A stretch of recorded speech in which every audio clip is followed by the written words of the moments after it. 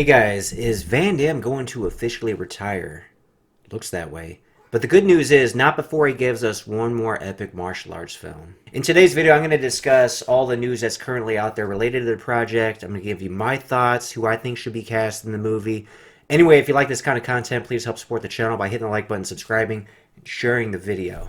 So the news officially broke February 11th, 2022 on various websites such as Deadlight.com, JoBlo.com, etc. A bunch of you guys even DM'd me about it on Facebook and Instagram. Speaking of which, make sure to follow me on Instagram because I'm going to be providing more training tips. Real Viking Samurai. As far as the new Van Damme film goes, it's described as the most ambitious and personal project from the martial arts screen legend.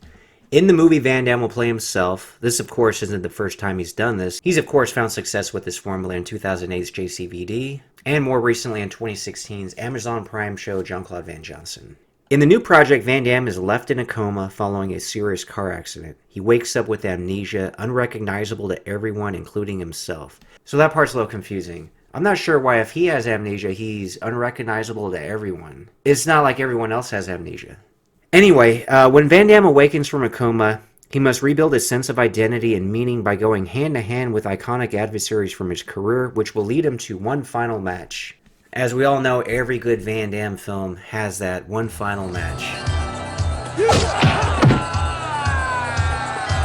The articles point out that the list of iconic adversaries will likely include Universal Soldier's Dolph Lundgren, Kickboxer's Tong Po, Michel Kisi, and Bloodsport's Bolo Yeung. In addition to that, I think it makes sense for Abdel Kisi to make an appearance as either Attila from Lionheart or that Mongolian dude from The Quest. Patrick Kilpatrick as Sandman could be interesting as well. They could make him look like Freddy Krueger and assume he survived not only being jump-kicked into that furnace, but also getting his head penetrated by that metal rod thing. His character almost had some sort of supernatural quality anyway. Can't kill me, Burke. I'm the Sandman. Here's three other guys I think would be amazing in the film as well. Frank Dukes, but not as an adversary, though in real life they did battle in court. Bloodsport was Van Damme's breakout role, and for a lot of people remains his best movie to date. It's not that he hasn't done great films since, it's just that Bloodsport set the bar so high for the martial arts film genre as a whole and is often in the discussion for greatest martial arts film of all time. But since Van Damme played Frank Dukes in the film, it would make sense for Dukes to at least get a cameo since this new Van Damme film is kind of a going full circle with that what he's done in and out of film. So I think there could be an interesting way to weave the real Dukes into this story. And I know he was kind of interested in that whole Bloodsport Redux trailer that went viral months ago. And that got many people excited about the prospect of having a true Bloodsport sequel.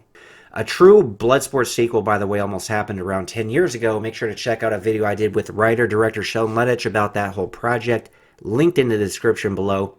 But going back to Frank Dukes, it would be cool to see these two men set their differences aside and reunite. They started with Bloodsport. Let's see them come back together. It would be satisfying. It would be a swan song. Number 2, Don the Dragon Wilson. We never did get that kickboxing match back in the 90s between the two martial arts stars. I believe the challenge was proposed for $100,000 at the time. Don is even down to still do it now since these celebrity matches have become so successful with the likes of Mike Tyson even coming back against Roy Jones Jr. If we don't get a real-life exhibition match between the two men, I'm sure fans would at least love to see these two legends square off in film. Number 3, Steven Seagal, who I'd say was easily Van Damme's biggest rival in competition at the box office. These, after all, were the two martial arts stars turned actors/action stars who got the bigger films with the bigger budgets and the better scripts and just the better movies in general. Their rivalry was akin to Stallone and Schwarzenegger. There are so many people who would have loved to see them team up in a film as either partners or adversaries. In fact, they were even in talks to star in Demolition Man together, but neither one wanted to be the bad guy who lost against the other. By the way, check out a recent video I did with Bay Logan where he discussed the possibility of Van Damme and Skull teaming up for a film much more recently. As far as Van Damme's latest film, he says, "We're getting all the iconic people I fought and have most of them come back. All of the UFC fighters grew up watching my movies, and we will have some of those great champions as fighters and some as managers like Randy Couture. We'll have a great mix, and the fights will have a real feel to them."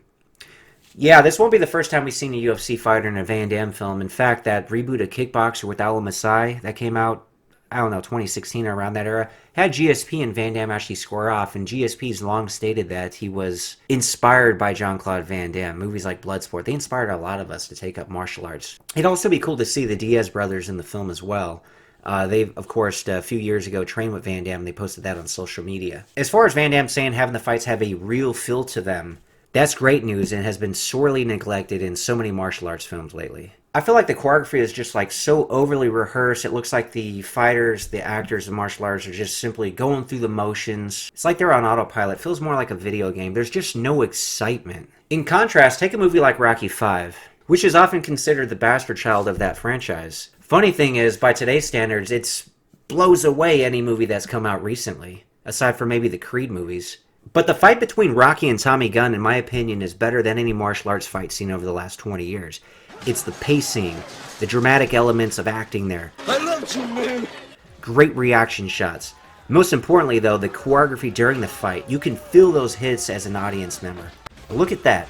They land good. They sound good. This is why I prefer to cover the 80s and 90s over today's movies. But don't get me wrong, there's a lot of crap from that era too, which I'll be discussing more in future videos. But going back to JCVD's new movie, set to direct is Jeremy Zag, a French producer, director, writer, and composer. I made a comment on the channel before that Van Damme seems to work well with French directors, which he had with JCVD and then later The Bouncer, and more recently The Last Mercenary. Director Jeremy Zag said, "I grew up watching Jean-Claude and I want new audiences to do the same thing. And when he stands against Tong Po, he'll begin to flash back in his mind.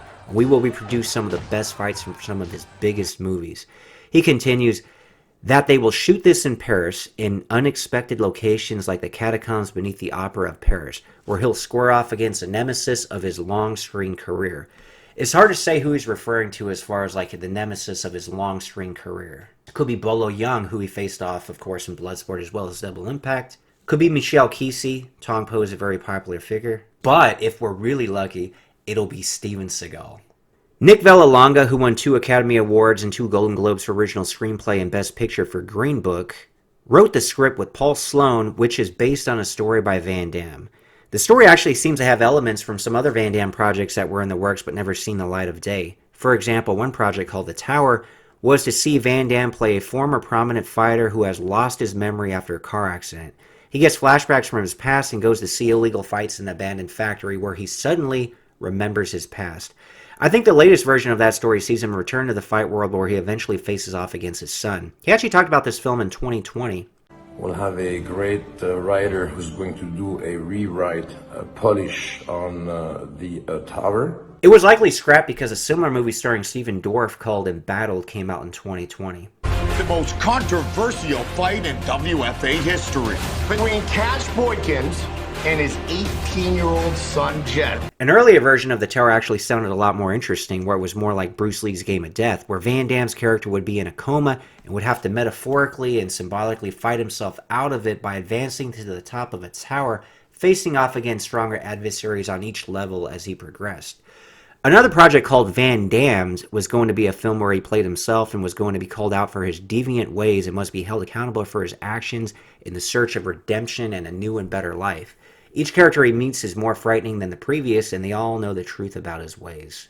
So from the sounds of it, I'm pretty sure What's My Name took elements from those ideas. It also sort of feels like a sequel to JCVD. When referring to shooting the upcoming film, Van Damme says, "I'm canceling everything to get in shape, and after this movie, I bought a small boat," he said. "Not a big boat, that's not for me, but I want to go around the world and relax. I work all my life, I live all my life in hotels for 30 years. That's all will be explained in the movie.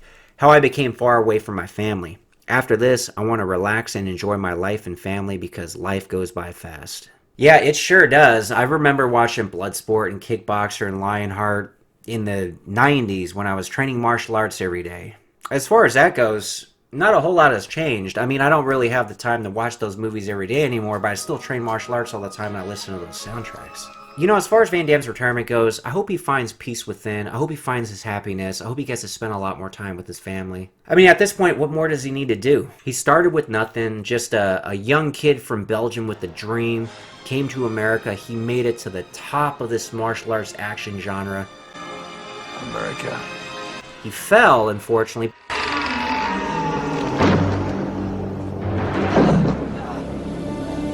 But he had a nice little rebound. I mean, it's 2022.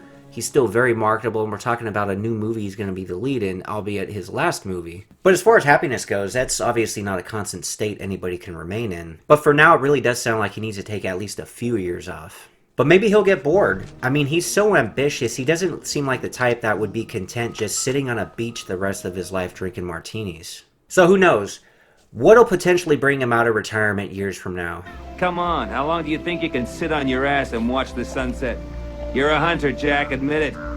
You missed the game. Something like the plot from Double Team? You don't get it. For me, it's personal. Or maybe something like JCVD. Check you made bounced. I'll get the money, okay? Tell the producers I need some money up front. Listen, Jean-Claude, they took somebody else. Cool. Steven Seagal. He promised to cut off his ponytail. Either way, I'll of course continue to cover him on this channel, as I've barely even scratched the surface on all that amazing work he's done in the 90s. Anyway, let me know in the comments below what you guys think about this upcoming film, what you guys think about his potential retirement, and any other comment. Help the engagement, help the channel grow. Like, subscribe, share if you haven't done that yet. And until then, I'll see you guys next time.